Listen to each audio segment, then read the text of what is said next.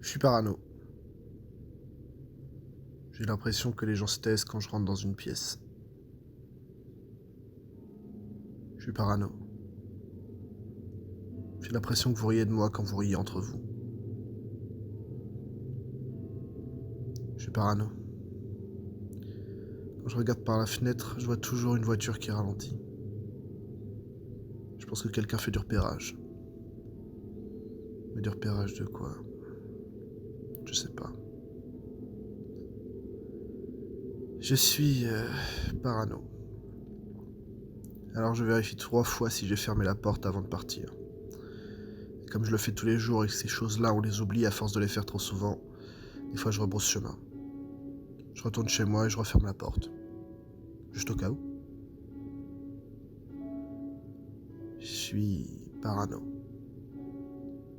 J'entends des bruits dans le mur. Ma copine dit que c'est la plomberie. Mais comme je suis parano, je pense qu'elle me ment. Pour me rassurer. Ou parce qu'elle cache quelqu'un chez nous. Comme je suis parano, je vérifie derrière chaque porte, sous chaque lit s'il y a que nous. S'il y a que nous, ça veut bien dire que je suis parano. Que tout ça c'est dans ma tête. Ou alors c'était elle. Depuis le début, c'est elle qui me ment. Mais je suis parano. C'est ce qu'elle me dit à chaque fois que je l'accuse.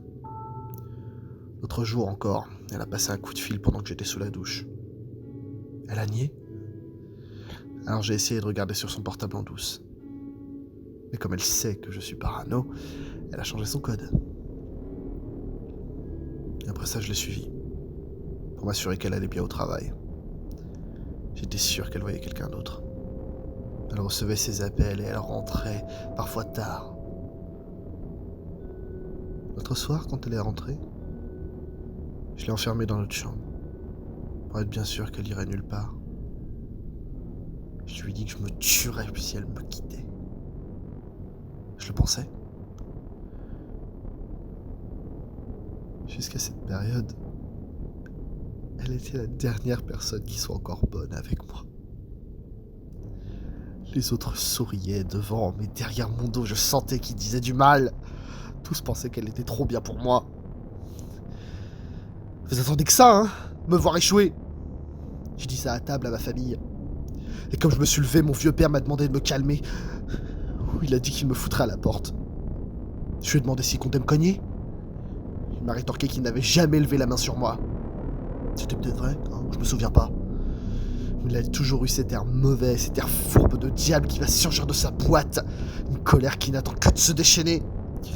Il s'est tout à coup levé, alors je l'ai empoigné. Il m'a tordu le bras dans le dos, fort pour son âge. Et là, ma femme a pris le téléphone. Mais quelle salope! Elle appelait son amant, c'est sûr! Ma mère gémissait et se frappait la poitrine comme une pleureuse.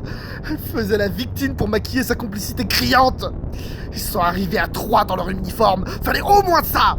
Ils m'ont mis à plat ventre sur le carrelage et ils m'ont dit de me calmer. J'ai éclaté de rire sans me laisser faire pour autant.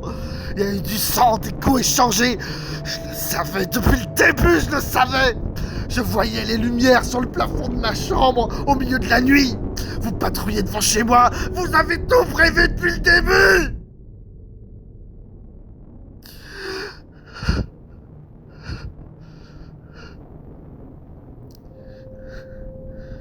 Ils m'ont fait une piqûre. Un peu plus tard, je me suis réveillé sanglé dans leur ambulance. Ils m'avaient drogué. Après l'incident, ils ont tous signé pour m'enfermer. Je l'ai toujours su.